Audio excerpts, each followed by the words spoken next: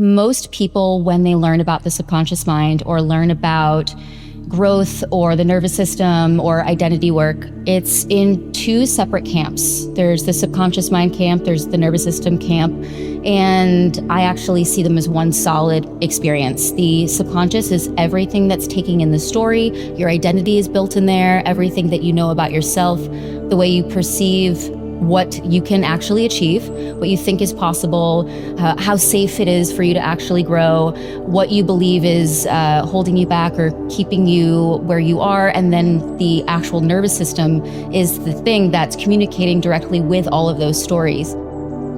And that is the interesting thing, because you would say, consciously, I desire all of this growth. I want the bigger business, or I want to feel more confident.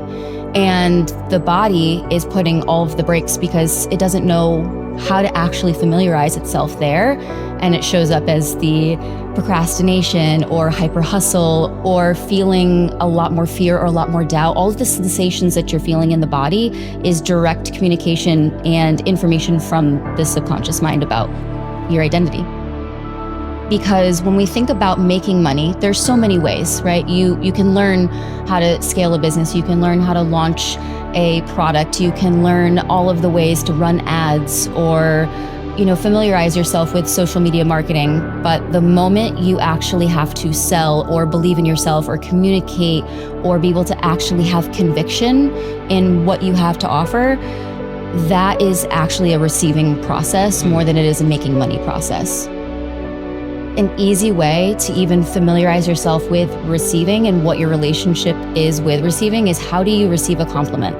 If someone is saying, oh my gosh, I love your shirt, or I love your hair, do you say, oh my gosh, I got it off the dollar rack, or I haven't washed my hair in 5 days, or oh my gosh, this? No, it's this deflecting, it's minimizing, it's pushing away. It's this unconscious process where you just don't feel okay being witnessed, being chosen, being seen, being celebrated, being okay with someone paying attention to you. We have been raised to be more digestible, to be the one who doesn't talk too loud. When you are in the process of making more money or selling or expanding yourself in any capacity, it doesn't even have to be with just money, you have to recognize that the way that you are able to stand in your bigness and stand in your greatness and stand in your ability to shine is something that is most likely learned and has to be learned over time. The majority of people have been taught to minimize, because standing out could be this process of rejection and how your body receives rejection. It could be pointing the finger, you're too much. Quiet down. Don't say that too loudly. And being able to receive that could almost be the ability of saying, oh, they might think that I am cocky, or they might think that I'm too much or full of myself, when really it's just, thank you. How important is it to make sure your nervous system is in alignment with what you think and believe within your brain in order to manifest what you want in life? I think it is the most important thing. I truly think it's the most important thing. I mean, when I think of your nervous system being in alignment with what you want, I think of your thoughts, your beliefs, but not only that, but also your habits and the way that you show up in the world, because your brain doesn't just listen to your thoughts, it also listens to who you're being, right? And that's such a key player, and something that I love talking about is identity. Your identity is your destiny in this life, and I love talking about that, and it's so huge. I mean, every single time I shift my identity, my reality shifts like pretty quickly.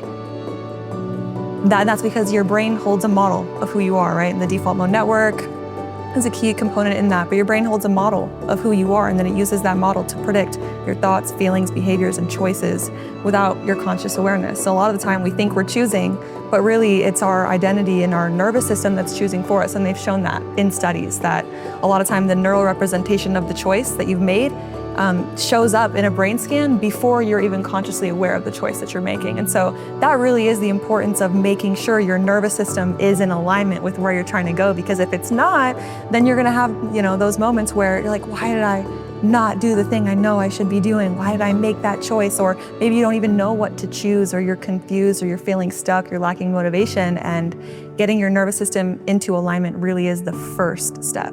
we are always kind of being subconsciously motivated, and we're always moving in the direction of our focus. We're always moving in the direction of our identity, because our identity is our destiny.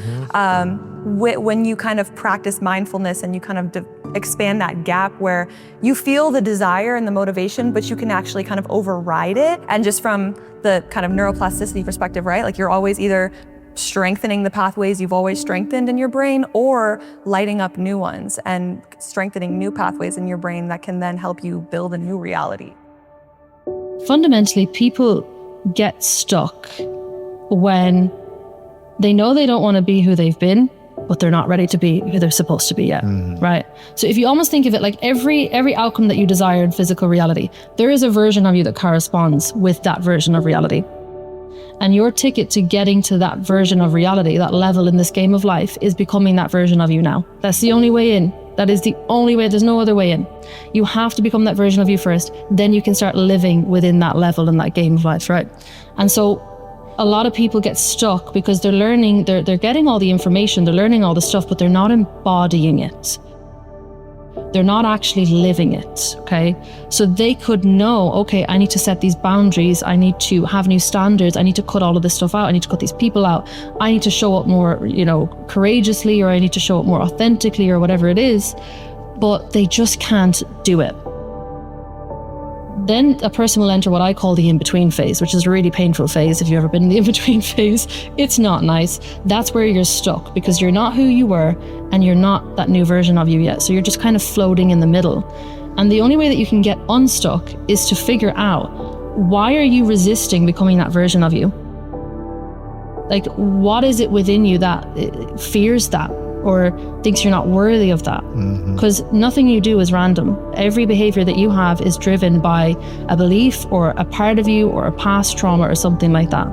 And so oftentimes we're blocked from stepping into that next level version of us, and therefore that next level reality, because there's parts of us that are just resisting that.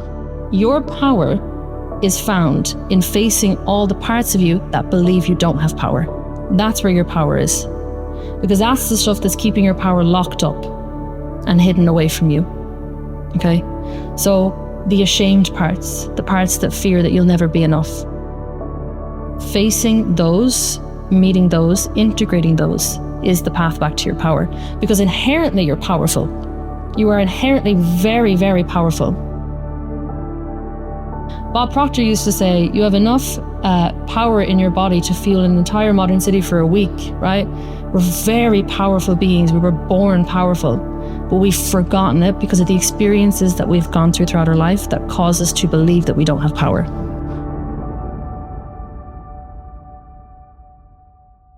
I think overall, I'm just a pensive person. Like, I'm an introspective young woman. Like, I spend a lot of time in my head, and it's not a bad place to be. I journal a lot because it's so interesting. You can control what you think.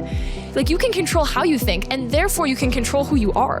And especially as a young person, like I'm 22, so with neuroplasticity on my side, I can literally become exactly who I want to be. And so the fact is, I get to become every day the kind of person that me at age 8 would revere. Like, I would be obsessed with me today. Are you kidding? I would love me. And I think that's the biggest flex of all time, that you can have like little younger you be proud of you today. Even if it hadn't gone my way, I would have nothing to regret, because I have done quite literally every single thing that I possibly could to prepare for this game. There's not one thing that I look back on and think, oh gosh, I wish I had done XYZ. I've done it all. Everything I could possibly think of, I did. Even if the results didn't come, I know that I did my very best. And at the moment when it counted most, I showed the world that I wasn't afraid to try.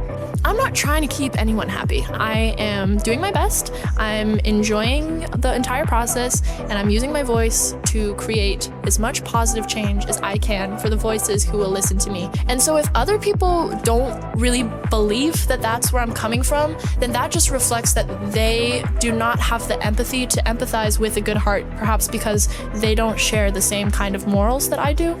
And in that sense, I'm not going to waste my time trying to placate people who are, 1, uneducated, and 2, probably are never going to experience the kind of joy and gratitude and just love that I have the great fortune to experience on a daily basis.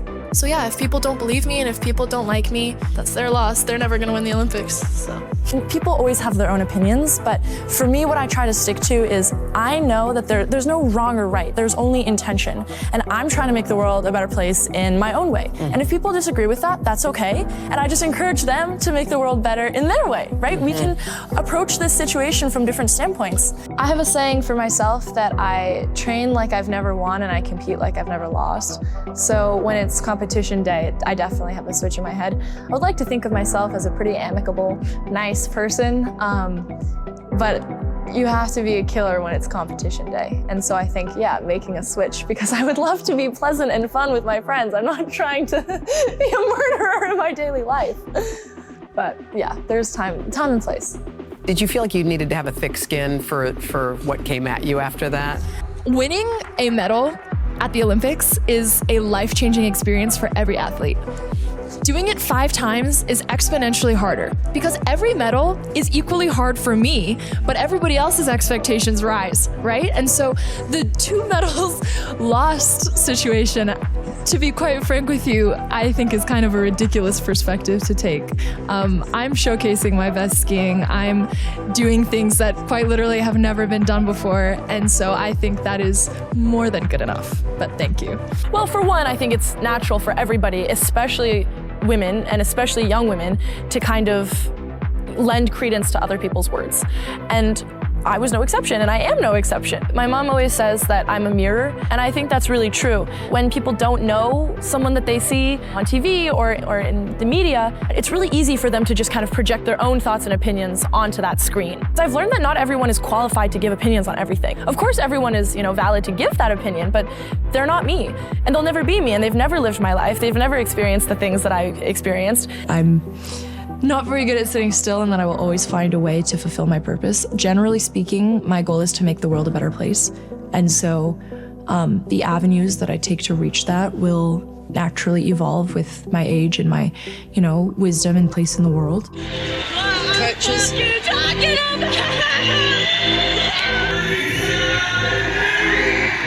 What motivates me? I don't really need motivation. I just kind of do what I do. Like, you really just have to take a step back and reevaluate your life and understand why you want to do it. I love working hard and pushing myself to the limit, but in order to do that, I need rest and stuff like that. So I've understood myself really well over my life, basically. I really gotten to know myself, and to do that, I just put myself in a ton of different situations. And so I'm able to tell if I'm at my limit or not. You don't need somebody pushing you. I have my own determination. My determination's up there. You're pretty scrappy. I love struggling, actually. You do? Yeah, it makes me feel alive. I pick my own program music. I get to help with the creative process of the program. If I feel like I'm skating too much, I'll back down. If I feel like I'm not skating enough, I'll ramp it up. I really protect my peace, truly. And I hang out with my friends and family a lot. They keep me grounded. And I say no a lot. And I wouldn't even say that that's why I'm successful. I just I train really hard, and I'm pretty talented in this sport. So that's also part of the reason. But it's just a benefit that I like it, because it would suck to do something you don't like. And that's what when I quit, I decided I would never not that I would never, but I wouldn't compromise so much of myself to do something that I didn't want to do. I would never do that again. Making sacrifices for something I didn't think was worth it. I connect with everything, but I'm not attached to anything. So every second you're there, you're gaining something. There's nothing to be lost. You know what I'm saying? Nothing to complain about. Winning isn't all that, and neither is losing. It's just something that happens. It's the outcome. But what matters is the input and the journey. And I would say take a break. I take breaks even now. And I think that's the way to do it. It's just an experience that comes and goes, and winning it's like that. I missed 2 world championships, and do I feel a certain way about it? Not at all. I don't care that I missed 2 world championships. I don't care that I won this one. I don't care if I'm not going to win the next one. It just doesn't matter in the grand scheme of things. I was really happy, but also I know it matters to a lot of people, but it didn't matter too much to me, what I'm saying? Yeah, like, I mean, it was great, but I feel like there are much better things in life than, you know, winning a world championships. But in the moment, you know, it was, I mean, one, it was so shocking, and I love good twist, you know what I mean? I love suspense, and it was very dramatic, and I felt like I was in a movie for like that whole day. I was like, what is going on? But it was great, but also I'm really good at staying grounded. Rather than people knowing me for winning a title, I would rather people know me for what programs I did, you know? My story in it, I hope it's inspiring, and I hope it allows for others to break through more, I guess. And I want my programs to be known and remembered, the way I package them, my dresses even, and my style, all of that.